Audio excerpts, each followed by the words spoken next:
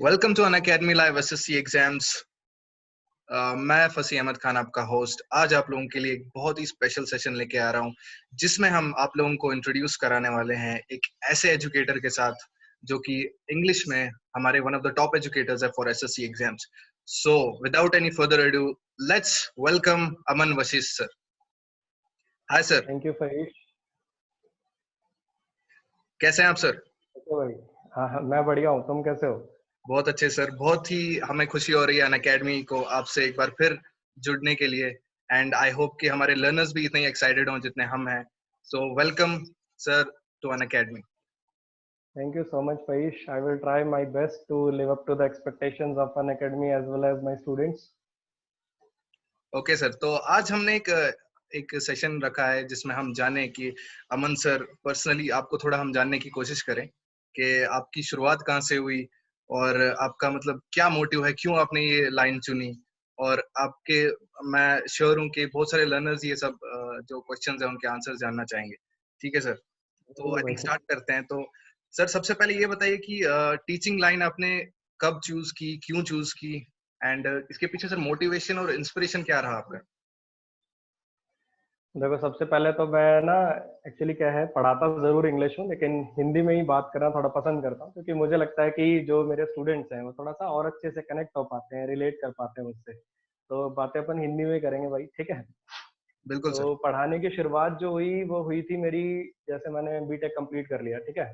उसके बाद फिर जैसे हर बीटेक वाला बंदा प्राइवेट जॉब करने जाता है, तो मैं प्राइवेट जॉब करने के लिए निकला। लेकिन फिर जब प्राइवेट जॉब करने के निकले, 1-2 महीने की जॉब में अपने को रियलाइज हुआ कि यार जो अपन एक्सपेक्टेशन लेके चले थे ना, वो रियलिटी और एक्सपेक्टेशन में बहुत बड़ा गैप था। मतलब जैसे हम सोचते हैं अच्छा इतना पैकेज मिलेगा, अच्छा हम तो ये बना रहे होंगे, हम नई चीजें क्रिएट कर रहे होंगे, वो जो एक अपने माइंड में इल्यूजन होता है ना बीटेक वालों के माइंड में, जब प्रैक्टिकल आप वहां पे पहुंचते हो तो वैसा कुछ होता नहीं है। तो फिर हमने सोचा कि चलो नहीं यार, ये तो नहीं करना, अपने को कुछ और करना है। हम 4 दोस्तों का ग्रुप था, हमने सोचा कि चलो कुछ और करना है तो क्या करना है। फिर डिसाइड हुआ कि अपन गवर्नमेंट जॉब के लिए प्रिपेयर करेंगे। फिर वो सुनने में बड़े अच्छे लग रहे थे, ऐसे जैसे नाम सुना, इनकम टैक्स डिपार्टमेंट, अच्छा एक्साइज डिपार्टमेंट, अच्छा इनकम टैक्स इंस्पेक्टर, सुनने में बड़े बड़े नाम लग रहे थे। तो अच्छा लगा कि हाँ चलो ठीक है भाई, अब तो यही करेंगे। तो ये करने के लिए फिर हम बोरिया बिस्तरा उठा के 4 दोस्त अपना पहुंच गए मुखर्जी नगर। मुखर्जी नगर चले गए। मुखर्जी नगर गए तो सबसे पहले वहाँ कोचिंग की तो चलो फीस घर से हम सोच के आए थे, क्योंकि हमने फोन करके पूछ लिया था, उस टाइम पे बड़ा इंस्टीट्यूट पैरामाउंट हुआ करता था दिल्ली में। तो कोचिंग के इंस्टीट्यूट फीस तो हमें पता थी कि हाँ 14-15,000 के अराउंड लगेगी। लेकिन हम जब वहाँ पहुंचे तो सबसे बड़ी दिक्कत ये हुई कि जब हम वहाँ पहुंचे तो पीजी देखने के लिए मुखर्जी नगर में निकले, तो उन्होंने क्या कर रखा है बेसिकली, जैसे अपना एक नॉर्मल रूम साइज होता है, जो नॉर्मल रूम लेंथ ब्रेड का, उसको उन्होंने 3 छोटे छोटे कैबिन के अंदर डिवाइड कर रखा है, और एक कैबिन का वो 10,000 चार्ज कर रहे हैं। तो मैंने कहा यार भाई ये तो नहीं हो पाएगा अपने से। देखो ऐसा नहीं है कि मेरे फादर बहुत ही कोई वीक बैकग्राउंड से थे, ऐसा कुछ नहीं है, बट एक होता ना भी, लेने का मन भी नहीं था, ठीक है, थोड़ा सा अच्छा नहीं लगता, जैसे अपने मन में खुद से ही कुछ चीज नहीं आती, वैसे ही मन में आया कि नहीं यार अब बीटेक हो गई, अब घर से और पैसे वैसे अपने को लेने नहीं है। तो फिर क्या हुआ, फिर मैंने सोचा चलो यहाँ नहीं तो कहीं और बात बनेगी। फिर मैं मुखर्जी नगर से थोड़ा सा 3-4 किलोमीटर पे है गांधी विहार, वहां चला गया। तो वहां पे रेंट क्या था, 8,000 की रेंज पे आ गया, 10 से वो 7-8 की रेंज पे आ गया। तो फिर मैं क्या, नहीं यहाँ भी दाल नहीं गलेगी अपनी। फिर मैं गया, गोपालपुर नाम से एक गाँव है, बिल्कुल मुखर्जी नगर से 3 किलोमीटर ही है वो, लेकिन वहां तो रिक्शा वगैरह नहीं जाता। गांधी विहार करंट इसलिए अच्छा है, गांधी विहार भी कोई अच्छा इलाका नहीं है, लेकिन वहाँ रिक्शा सीधी जाती है, वो ई रिक्शा टाइप की और ये सब चीजें। तो गोपालपुर इसलिए सस्ता था क्योंकि वहाँ पे पैदल का ही रास्ता था, वहां से आप रिक्शा विक्शा ये सब पे नहीं आ सकते। बिल्कुल जिसको आप मतलब बुरे से बुरे स्थितियां आप इमेजिन कर सकते हो, वैसा था वो। बिल्कुल। मतलब कूड़े के ढेर, मच्छर, ऐसा इलाका, मतलब बिल्कुल बेकार। लेकिन ठीक है यार, उस टाइम पे मुझे लगा कि अपन पढ़ने आए, कोई बात नहीं, जहाँ मिलेगी वहीं रह लेंगे। तो मैंने वहां पे एक रूम ले लिया, 2600 मेरा रूम रेंट, 1200 रुपए का टिफिन लगवा लिया, 200 रुपए मात्र खर्चे में मैं अपना महीना निकाल देता, मतलब 5,000 मेरा एक्सपेंस था कोचिंग के अलावा। फिर हो गया 1 महीना, 1.5 महीना बीत गया। उसके बाद फिर मुझे लगा यार नहीं, अभी ये 5,000 भी मुझे ज्यादा लग रहे हैं, अपने घर से ही 5,000 भी ले ले। अब कुछ ऐसा किया जाए, क्या करें।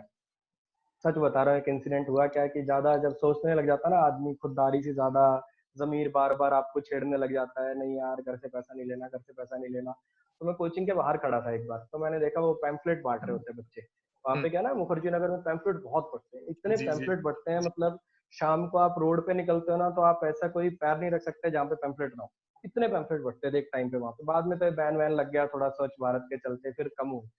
तो मैंने उस लड़के से पूछा, अरे अच्छा तेरे को कितने रुपए मिलते हैं भाई दिन के? तो उसने कहा भाई कोई 200 देता है, कोई 250 देता है, कोई 300 देता है। 1000 पैम्फलेट के 200 250 300 का रेंज है, ठीक है। जैसी आपकी कैलिबर है, आप अच्छा बोल बोल के सबको बता बता के बांटोगे तो 300 रुपए मिलेंगे। तो मैंने कहा यार चलो यही करते हैं भाई। मुझे लगा यार 1000 पैम्फलेट अभी बांट के मैं तो ऐसे 1 मिनट में चला जाऊंगा घर। तो मैंने बात बात करके 200 रुपए में बात हुई कि फर्स्ट टाइम कर रहे हो आप तो चलो 200 रुपए मिलेंगे आपको। मैंने पैम्फलेट ले लिया अपने पास। भाई सच बता रहा हूँ, उन पैम्फलेट को बांटने में मुझे 6 घंटे लग गए। वो बच्चे ले नहीं रहे पैम्फलेट। मैं कह रहा हूँ प्लीज आप एक बार डेमो लेके तो देखो, डेमो लेके तो देखो ये सब काम कर रहा है। तो मैं बड़ा फ्रस्ट्रेट हुआ। मैं कहा यार धूप में खड़े रहे 6 घंटे, ऐसे तो मेरी पढ़ाई का बहुत नुकसान हो जाएगा और इसमें पैसा भी कुछ नहीं बनेगा। तो फिर मैंने कहा नहीं ये तो नहीं करना। फिर मैं ना जहाँ पे खाना खाने जाता था, वहां पे क्या है, एक अमित करके आते थे। वो यूपीएससी की तैयारी कर रहे थे, साथ में इकोनॉमिक्स पढ़ाते थे पार्ट टाइम।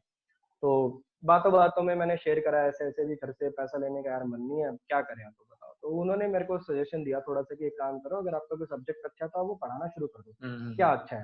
तो मैंने कहा यार मेरी इंग्लिश बढ़िया भैया, मतलब मैं कॉलेज टाइम से थोड़ा सा ना जैसे हॉलीवुड मूवीज देखना, हम्म। कोई रीडिंग का शौक हो गया। भले ही मैं मतलब अपने पसंदीदा आर्टिकल ही पढ़ता था बॉलीवुड से रिलेटेड, स्पोर्ट्स से रिलेटेड, लेकिन पढ़ता था, मतलब कुछ रीडिंग का शौक था। तो फिर मुझे लगा इंग्लिश अच्छी, क्योंकि कोचिंग में भी जब टेस्ट वेस्ट होते थे, अभी मेरी कोचिंग होते हुए 1.5 महीना ही हुआ था, फिर भी मतलब मेरे टेस्ट में अच्छे मार्क्स आ रहे थे। मतलब मैं टॉप 3 टॉप सेकंड उसमें लाइक कर रहा था मेरा स्कोर। तो मुझे लगा चलो यही करते हैं। तो यहाँ से शुरुआत हो गई कि अपने को अब एजुकेटर बनना है। मैं कहने का मतलब शुरुआत बेसिकली मजबूरी से हुई थी। मुझे ये था कि घर से पैसा नहीं लेना, तो चलो पढ़ाना शुरू कर देते हैं, ठीक है। तो फिर धीरे धीरे फिर 3 बच्चों की कोचिंग, फिर 16 बच्चों की कोचिंग, 50 बच्चों की कोचिंग, लास्ट तक आते आते 500-500 के बैच। तो ऐसे पढ़ाने की जर्नी बेसिकली शुरू हुई थी मेरी। यहाँ से था पढ़ाने का system. Amazing sir, amazing story. And sir मुझे इसमें एक अच्छी बात ये लगी कि बहुत सारे स्टूडेंट्स जो हैं वो इस चीज से रिलेट कर पाएंगे, क्योंकि जब भी हम देखते हैं एसएससी का कोचिंग या कोई भी कॉम्पिटिटिव एग्जाम की कोचिंग, मुखर्जी नगर सब हम्म। जाते हैं, और जो जो आपने सिचुएशंस बताई उसी सिचुएशंस के थ्रू वो सब गुजरते हैं स्टूडेंट्स। सबको गुजरना होता है मेरे भाई। वहां पे क्या है ना, मतलब हर बच्चा मुखर्जी नगर में रहना अफोर्ड नहीं कर पाता। मैं सच बता रहा हूँ, अगर कोई बच्चा मुखर्जी नगर में रहना अफोर्ड कर पा रहा है ना, दैट मीन्स बहुत अच्छी कंडीशन है उसके घर वालों की।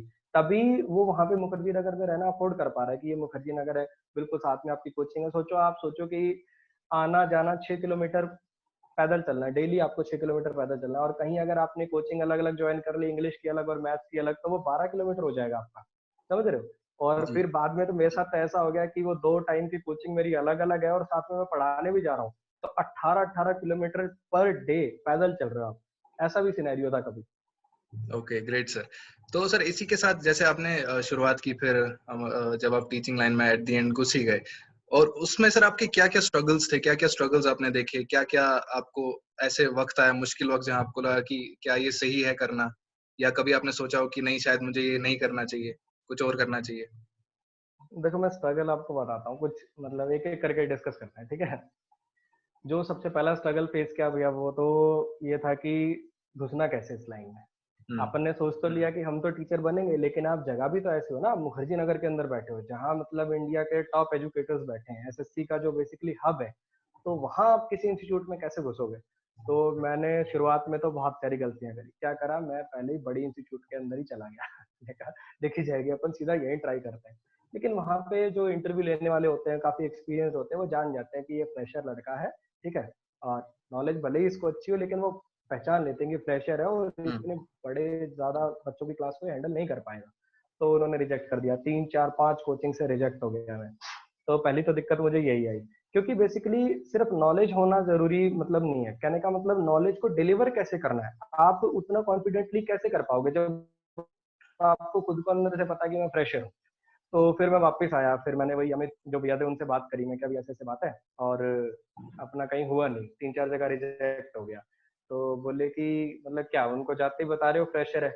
मैंने कहा हाँ मैं बता रहा हूँ। क्या भाई, अगर ये मुखर्जी नगर में तुझे एज ए टीचर सिलेक्ट होना है ना, तो you have to be confident. तुझे अपना कंटेंट ऐसे डिलीवर करना है जैसे तू 3 4 साल से पढ़ा रहा है। अगर तेरे अंदर ही कॉन्फिडेंस नजर नहीं आएगा तो फिर वो बच्चों में वो कॉन्फिडेंस जाएगा कैसे? तो ये चीज मेरे को बहुत हिट करी। तो फिर मैंने सोचा चलो एक काम करते हैं, अपन नेक्स्ट टाइम थोड़ा रिहर्स करके जाएंगे। अच्छा, अपना बढ़िया फॉर्मल्स के अंदर बढ़िया से उनकी सब चीजों को रिहर्स करके गए। थोड़ा अपने कंटेंट की और डिलीवरी पे काम किया कि अपने को कब स्लो बोलना है, कब पिच उठानी है, कब घटानी है, उन सब चीजों को। उसी टाइम पे थोड़ा मोटा और भी मैं देख रहा था, जैसे और टीचर्स को देख लिया, जैसे भले ही उनका पूरा बैच नहीं ले पाया लेकिन डेमो लगा के देखे। अच्छा, टीचर कैसे फर्स्ट क्लास के अंदर कैसे अपने आप को रिप्रेजेंट करते हैं। तो सबसे पहला स्ट्रगल तो ये फेस किया। उसके बाद फिर चलो सब चीजें बढ़िया रही, मेरे कोचिंग में हो गया। ज्यादा बड़ी कोचिंग नहीं थी, ज्यादा बड़ी क्या, बिल्कुल ही छोटी कोचिंग थी। 3 या 4 बच्चे आते थे वहां पे, 3-4 बच्चे आते थे, मेरा वहां पे हो गया। आई वॉज हैप्पी कि चलो ठीक है। मुझे उन्होंने ऑफर किए थे 150 रुपीज पर आवर कि आप 1 घंटा ओ, पढ़ाएंगे, आपको 150 रुपए मिलेंगे और एक ही आपको लेक्चर मिलेगा। तो 30 दिन के हिसाब से 4500 रुपए हो गए। आई वॉज हैप्पी कि हाँ भाई, अपना खर्चा निकलने का अब एक रास्ता हो गया। 15 दिन बाद ही फिर मैंने सोचा कि चलो एक काम करते हैं, एक और कोचिंग के अंदर डेमो लगा के आते हैं। फिर मैं एक और कोचिंग के अंदर चला गया। वहां पे क्या था, वहां पे 16 बच्चे थे। तो वहां पे फिर 16 बच्चों को पढ़ाया। तो फिर ऐसे करते करते 3, फिर 16, फिर 50, फिर 120, फिर 200, लास्ट तक करते करते 500। तो पहला स्ट्रगल ये था कि इसमें जाएं कैसे, मेन बात। दूसरा स्ट्रगल जो मैंने फेस किया वो किया जब मेरी क्लास की स्ट्रेंथ बढ़ने लगी। हम्म, क्योंकि 3 बच्चों को टैकल करना और चीज होती है, जब आपके पास ज्यादा बच्चों का क्राउड हो जाता है, 50 बच्चे हो जाते हैं, 100 बच्चे हो जाते हैं, तो उसके अंदर ना बच्चों में बहुत लेवल का बहुत ज्यादा डिफरेंस हो जाता है। कि बहुत बेसिक वाला बच्चा भी बैठा है, बिल्कुल हिंदी मीडियम, जिसको ये नहीं पता कि नाउन क्या है, प्रोनाउन क्या है, वर्ब क्या है। अगर आपने क्लास शुरू कर दी वहीं अपना मतलब आप फर्स्ट डेमो के अंदर ही आप नॉलेज दिखाने के चक्कर में आपने पढ़ाने शुरू कर दिए क्लॉजेस फ्रेजेस, वो तो कह रहा है नहीं टीचर बढ़िया नहीं है। और उसी क्लास के अंदर ऐसा बच्चा भी बैठा है जो 3-3 बार बैचेस लगा चुका है। हम्म, तो उनको कैसे टैकल करना है, कहने का मतलब अपने कंटेंट को कैसे डिलीवर करना है कि बेसिक वाला बच्चा भी आपसे सेटिस्फाइड रहे और जो एडवांस लेवल सीखना है वो भी आपसे सेटिस्फाइड रहे। तो उसको अपने कंटेंट को कैसे डिजाइन किया जाए, बेसिकली मेन बात ये थी कि उसको प्रेजेंट कैसे करना है। नॉलेज सबके पास है, कंटेंट तो मैं कहता हूँ शायद मुझसे इन्फिनिट नंबर जो है उनके पास है, कंटेंट सबके पास है। नॉलेज होना इज अ वेरी डिफरेंट। जैसे मैं बोलता हूँ ना, कई बार बच्चे पूछते हैं पढ़ना और पढ़ाना दोनों बहुत अलग अलग बातें हैं। हो सकता है कि बहुत बहुत बच्चे आपने देखे होंगे कि मैथ्स के अंदर कितना स्कोर है जी, मेंस के अंदर 200 out of 200, hmm, 199 out of 200। लेकिन अगर मैं उनको कह दूं अच्छा ये क्वेश्चन समझा के दिखा दो, तो वो एक बच्चे को क्वेश्चन नहीं समझा सकते। तो है क्या चीज ना, पढ़ना और पढ़ाना बहुत अलग अलग बात है। ये मेरे को उस टाइम पे समझ में आई। और ये बिल्कुल। चीजें आप किसी बुक से नहीं सीख सकते। ये चीजें आप जब उस प्लेटफॉर्म पे खड़े होते हैं ना, तभी आपको वो चीजें सीखने को मिलती हैं। बच्चा सामने से डाउट पूछ रहा है, अच्छा बच्चों के फेस देख के बहुत कुछ सीखने को मिलता है। अच्छा ये कॉन्सेप्ट इनको अच्छा नहीं मिला, रिएक्शन नहीं समझ आया, चलो एक काम करते हैं अब किसी और तरीके से ट्राई करते हैं। अच्छा ऐसे भी नहीं समझ आया, अच्छा किसी और तरीके से ट्राई करते हैं। तो with the passage of time, 1 साल 2 साल 3 साल के बाद आपको बच्चे का समझ आने लगेगा कि अच्छा इसका डाउट पूछने का इतना इलाका है, यहाँ तक पूछेगा। अच्छा इस तरीके से समझाऊं तो जल्दी समझ आता है, इस तरीके से समझाऊं तो थोड़ा लेट समझ आता है। ये धीरे धीरे धीरे धीरे करके समझ आते हैं। तो ये सेकंड स्ट्रगल हो गया। तीसरा जो मेरे को फेस करना पड़ा वो था, क्या हुआ ये सब करते करते इसी टाइम पे एग्जाम तो मैं दे ही रहा था एसएससी वाला, तो मेरी ज्वाइनिंग आ गई। मैं पढ़ा रहा था वहाँ मुखर्जी नगर, मैं सब सेटल था, मतलब बहुत अच्छा, मतलब इवन अच्छे पैकेज पे भी पहुंच चुका था मैं। उस हम्म, टाइम पे जब मेरी ज्वाइनिंग आई, उस टाइम पे मैं दिल्ली पैरामाउंट के अंदर 400 बच्चों के बैच पढ़ा रहा था। तो फिर अब घर वालों का वही, जैसे मिडिल क्लास मेंटेलिटी जो अपनी सबकी होती है यार, government job security and all ये वो, तो जबरदस्ती करके फिर मेरे को ज्वाइन करा दिया कि हाँ ठीक है ज्वाइन कर लो। पोस्टिंग आ गई मेरी राजस्थान, फिर मैं राजस्थान शिफ्ट हो गया। यहाँ पे जॉब वॉब करने लग गए, फिर वो सब मतलब 1 साल तो बिल्कुल ऐसा गैप आ गया कि मैंने कुछ नहीं किया। उस 1 साल के अंदर ना डेली जैसे कुछ ना कुछ, शुरुआत में तो आपको नई नई चीजें होती हैं, अच्छा ये सीख रहे हैं, अच्छा अब ये सीख रहे हैं, ठीक है, और लोगों से मिल रहे हैं, शुरू में तो मन लगा। लेकिन 6 महीने बाद ही ना अंदर से ऐसे होने लग गया, नहीं यार ये अपने लिए बना नहीं है। बहुत मोनोटोनस काइंड ऑफ जॉब, वो डेली फाइल में एंट्री करना, अच्छा ये डाक आई, ये डाक गई, उसके बाद वो सेम सॉफ्टवेयर सेम टाइप के वो जाके रिपोर्ट करो, फाइल बनाओ। कोई भी छोटी से छोटी चीज को उसको फाइल में लेके जाना पड़ता था। मतलब बड़ा अजीब टाइप का काम था, समझ रहे हो। भी एक लेटर है उसका लिखित में, मेरे सामने वो आदमी खड़ा है लेकिन मैं उसको बता नहीं सकता, मुझे वो लिखित में उसको देना है। मुझे मान लो किसी से काम कराना है, फॉर एग्जाम्पल मेरे जो जूनियर्स हैं दूसरे डिपार्टमेंट में, ठीक है, मुझे उनको कहना है कि ये फाइल तूने क्यों नहीं भेजी, तो मैं उसको बोल नहीं सकता, मुझे लिखना है, मुझे इसके लिए लेटर टाइप करना है। तो ये हम्म, बड़ा मतलब मुझे लगा कि मैं इसमें जम नहीं रहा हूँ। फिर थोड़ी थोड़ी याद आने लगी यार, अपना पढ़ाने में मन लगता था, चलो उधर को देखते हैं। तो फिर मैंने क्या किया, मैंने अपना यूट्यूब चैनल शुरू कर लिया। मैंने कहा भी चलो कैसे ना कैसे करके पढ़ाने का कीड़ा तो बाहर निकले, तो मैं जॉब करके आता, शाम को अपना वीडियो शूट करके यूट्यूब पे डाल देता। फिर थोड़ा सा उसको यूट्यूब पे आने के बाद थोड़ा रिस्पॉन्स अच्छा मिलने लग गया, तो फिर मुझे लगा कि यार फिर शुरू करते हैं एक बार।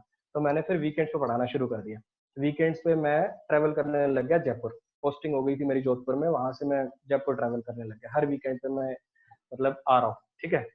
तो आते आते आते आते मतलब फिर वो दोबारा दोबारा दोबारा दोबारा ना मतलब बहुत वो हो गया कि यार कुछ तो बात है। मतलब जो सबसे, मैं आपको एक फेज बताता हूँ जब मैंने सोच लिया था कि मुझे जॉब छोड़नी है।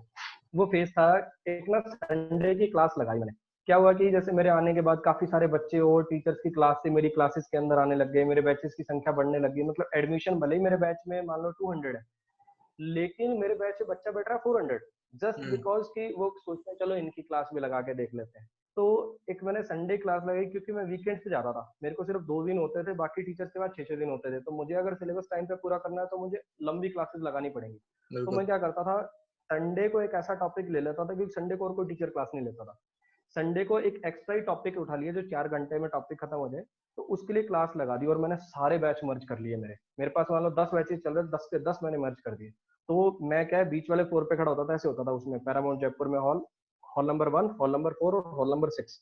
मैं हॉल नंबर 4 पे खड़ा हूँ, 400 बच्चे हॉल नंबर 4 में, 400 बच्चे हॉल नंबर 1 में और 400 बच्चे हॉल नंबर 6 में। 1200 बच्चे बैठे हैं और उनके सामने टीचर भी नहीं है। मतलब 4 नंबर जो हॉल में उनके सामने तो मैं खड़ा हूँ। मतलब वो 1 और 6 वाले तो वो मुझे सिर्फ एक प्रोजेक्टर फ्रेम पे देखने के लिए रेडी थे। देन आई थॉट कि नहीं यार, शायद मैं इसी के लिए बना हूँ। मतलब कुछ तो बात है मेरे में कि बच्चे पसंद कर रहे हैं या मेरे अंदर वो स्किल्स हैं इस चीज को लेके। तो मुझे लगने लग गया कि नहीं यार, जॉब छोड़नी है। अब जॉब छोड़नी है और घर वालों को कन्विंस करना कि इनकम टैक्स की जॉब छोड़नी है, वो महाभारत हो गया मेरे लिए। बहुत मैंने बार बार मैं क्या, पापा मन नहीं लगता मेरा इसमें। अरे यार तुम क्यों टेंशन ले रहे हो, इतना मैं वहां पे कमा लूंगा, तुम मत डरो, मुझे नहीं जरूरत पड़ेगी कल को। बहुत कर करा के मैंने कन्विंस कर लिया।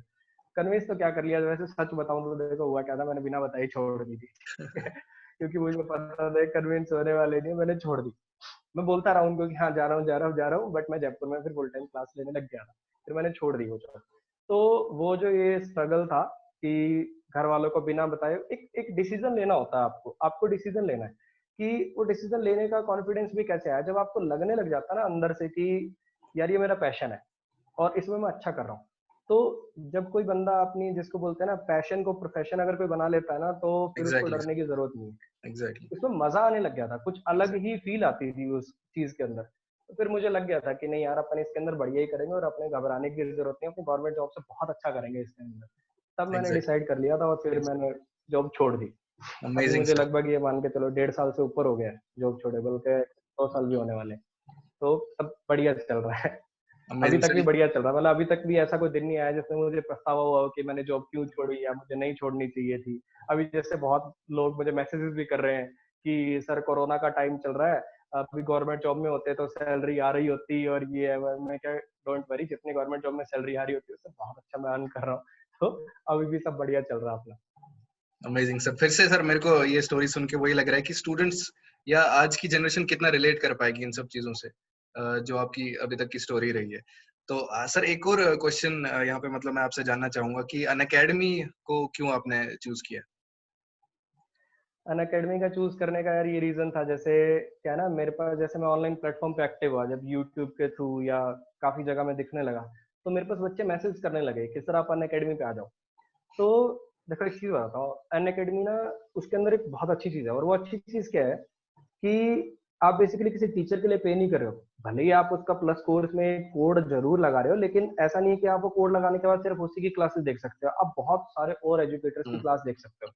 तो हुआ क्या, मान लो किसी ने सब्सक्रिप्शन लिया, फॉर एग्जाम्पल 6 मंथ का जैसे सब्सक्रिप्शन है, अराउंड 6,000 का है, ठीक है। अराउंड, मुझे एग्जैक्ट फिगर नहीं पता। 6,000 का सब्सक्रिप्शन वो बच्चा लेके 1 ईयर वो का। इंग्लिश, मैथ, रीजनिंग, जीएस सब कुछ पढ़ सकता है वो। हम्म। तो अब वो सोचता है क्यों ना 6,000 के अंदर मेरे को सारे के सारे एजुकेटर मिल जाए, और जिनसे मैं पढ़ना चाह रहा हूँ। जैसे किसी ने मुझे यूट्यूब पे देखा, उसको मेरे वीडियोस अच्छे लगे, उसको लगा कि नहीं यार इनसे इंग्लिश बढ़िया पढ़नी है अपने को, तो वो मेरे को मैसेज करना शुरू करेगा कि सर अन अकेडमी पे आ जाओ। तो ये चीज मुझे भी ठीक लगी कि बहुत लोग होते हैं जो मतलब थोड़े हम्बल बैकग्राउंड से होते हैं, फाइनेंशियली उतनी कॉस्ट अफोर्ड नहीं कर सकते। अभी मतलब 6,000 के अंदर मुझे नहीं लगता कि कोई भी ऐसा प्लेटफॉर्म है जो सारी कोचिंग, आपको सारे सब्जेक्ट की कोचिंग अवेलेबल करा दे, और हम्म। वो भी टॉप एजुकेटर से। तो इस वजह से मुझे लगा कि चलो ठीक है, हम भी आते हैं, थोड़ा सा नए प्लेटफॉर्म का एक्सपोजर अपने को भी मिलेगा और बच्चों को भी काफी नए बच्चों से जोड़ने का मौका मिलेगा। तो मैं सोचा चलो अनअकैडमी करके देखते हैं। ठीक है सर। और सर उसका रेस्पॉन्स क्या रहा? आपने कुछ क्लासेस जो है वो पहले भी ली थी और काफी अच्छा रेस्पॉन्स भी रहा, स्टूडेंट्स ने आपको इतना प्यार भी दिया। रिस्पॉन्स मैं आपको सही बताऊं तो मैंने जैसे अनअकैडमी की जो एजुकेटर ऐप होती है वो मैंने अभी दोबारा जब मेरा ये मतलब वापसी अनअकैडमी प्लेटफॉर्म पे ज्वाइन होने का जब सिस्टम बना, तो मैंने उसको अनअकैडमी ऐप को खोल के देखा। तो अनअकैडमी ऐप को खोल के तो आई वाज शॉक्ड कि मैंने उसके लिए ट्रेंडिंग वीडियोस में देखी, तो ट्रेंडिंग वीडियोस में सेकंड नंबर पे मेरी वीडियो थी, जबकि मेरी वीडियो अनअकैडमी पे डले हुए 1.5 साल हो चुका है। दैट मीन्स यहाँ पे बच्चा मेरे कंटेंट को पसंद कर रहा है या मेरा जो पढ़ाने का स्टाइल है उसको पसंद कर रहा है, तो मुझे लगा एग्जैक्टली। कि यहाँ पे रिस्पॉन्स मेरे लिए काफी अच्छा है। तो ये चीज मुझे बहुत अच्छी लगी। ऊपर से जब मैंने छोड़ा था तब पता नहीं मेरे कितने फॉलोअर्स है, अभी इसके अंदर 66,000 फॉलोअर्स दिखा रहा था। तो अच्छा लगा, मतलब काफी अच्छा लगा उसको देख के कि हाँ ठीक है, यहाँ मेरे लिए मतलब या मेरे टाइप का मेरे से जुड़ने वाला जो क्राउड है वो है। ठीक है, तो सर अभी आपका जो है आप अपने स्पेशल सेशंस और प्लस कोर्सेज भी लेके आ रहे हैं, तो उसके बारे में स्टूडेंट्स को बताइए सर, कब से आपकी क्लासेस और कोर्सेज स्टार्ट हो रहे हैं? देखो स्टूडेंट, सबसे पहले तो मेरा एक स्पेशल कोर्स आ रहा है। स्पेशल कोर्स कह लो या आप लोगों के लिए फ्री कोर्स कह सकते हो आप उसको। उसके अंदर मैं क्या डील करने वाला हूँ, कुछ important concepts of grammar deal करने वाला हूँ विद प्रीवियस ईयर एग्जांपल्स। क्या होता है, जैसे मान लो मैंने कोई कॉन्सेप्ट पढ़ाया, तो आपको उसकी इंपॉर्टेंस तब समझ में आएगी जब आपको ये भी पता चले कि हाँ इस पे प्रीवियस ईयर के अंदर कोई क्वेश्चन आया हुआ है। तो मैं क्या करूंगा, एक कॉन्सेप्ट समझाऊंगा और उसके बाद उस पे आया हुआ प्रीवियस ईयर, अभी ज्यादा पुराना भी नहीं कि 2012 का या 2010 का उठा रहे, अभी 19, 18, 17, 16 इन्हीं के अंदर जो अपना क्वेश्चन आया है प्रीवियस ईयर के अंदर, चाहे वो सीजीएल मेंस में आया हो या सीजीएल प्री के अंदर आया हो या फिर सीपीओ के अंदर आया हो, ऐसा एक एग्जांपल लेंगे अपन, जिससे आपको पता चले कि हाँ ये वाले जो क्वेश्चंस, ये वाला जो कॉन्सेप्ट है क्वेश्चन के अंदर पूछा जा रहा है। ठीक है, तो ऐसे लेके डिफरेंट सारे चैप्टर्स उसके अंदर मोस्टली अपन कवर करेंगे। Pronoun, adjective, verb, advance verb, सबके अपन कॉन्सेप्ट उसके अंदर लेंगे और प्रीवियस ईयर एग्जांपल से उसको पढ़ने की कोशिश करेंगे, समझने की कोशिश करेंगे। और प्लस कोर्सेज मोस्ट प्रोबेबली मेरे ख्याल 1 जुलाई के बाद से अपन लॉन्च करेंगे प्लस वो कोर्सेज भी अपने। अभी जो अपना स्पेशल कोर्स आ रहा है वो 18 से आ रहा है। 18 को शायद 7 PM का उसका टाइम है। 18 तारीख 7 बजे से आपको वो स्पेशल क्लास देखने को मिलेगी मेरी अनअकैडमी प्लेटफॉर्म पे। Great sir, thank you sir for your time. और आई एम श्योर कि ये लर्नर्स भी काफी एक्साइटेड होंगे आपके कोर्स के लिए, जो हमारा 18 से सर की फ्री क्लासेस, एक फ्री कोर्स शुरू होने वाला है और जुलाई के अंदर सर का जो है प्लस कोर्स शुरू होने वाला है। तो हम होप करते हैं कि स्टूडेंट्स भी ज्वाइन करें। And again Aman sir, thank you, आपने हमें इतना अपना वैल्यूएबल टाइम दिया, हमारे साथ ये स्टोरी शेयर की, जिससे मुझे खुद भी एक इंस्पिरेशन मिली और मैं यकीन के साथ कह सकता हूँ हमारे जो भी व्यूअर्स हैं उनको भी एक इंस्पिरेशन मिली होगी सर। तो इसी के साथ sir, thank thanks you a so lot much for your Saeed. Time. And thank you, again, thank you. sir, welcome to an academy, and we are really happy to have you on board. And see you in class, sir. Thank you भाई, कोशिश करेंगे अपनी तरफ से पूरा best दें, बच्चों को भी खुश करने की और सबको खुश करने की कोशिश करेंगे अपनी तरफ से, अपने कंटेंट से, अपनी डिलीवरी से। ठीक है, thank you so much. Thank you.